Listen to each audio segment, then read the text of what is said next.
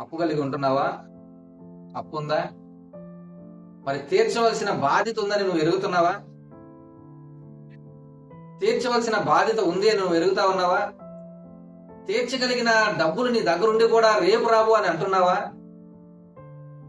తర్వాత చూద్దాంలేని అనుకుంటున్నావా?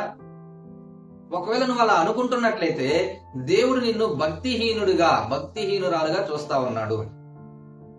అందుకనే దేవుడు అంటా ఉన్నాడు, ఎవరికైనా సరే ఒకరినొకరు ప్రేమించుకునే విషయంలో తప్ప ఇంకెవ్వరికి కూడా నువ్వు అప్పు ఉండొద్దు.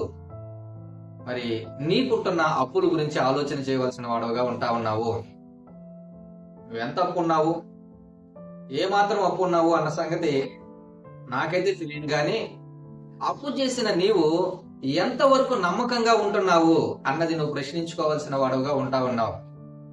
ఆయన నిన్ను తేటగా చూస్తా ఉన్నప్పుడు నువ్వు బాధ్యతాయుతమైన వ్యక్తిగా నువ్వు ఉంటున్నావా, లేకపోతే భక్తిహీనుడు లాగా నువ్వు ప్రవర్తిస్తుంటున్నావో అన్నది జాగ్రత్తగా ఈ ఉదయకాల సమయంలో పరిశీలన చేసుకోవాల్సిన వారుగా ఉంటా ఉన్నావు.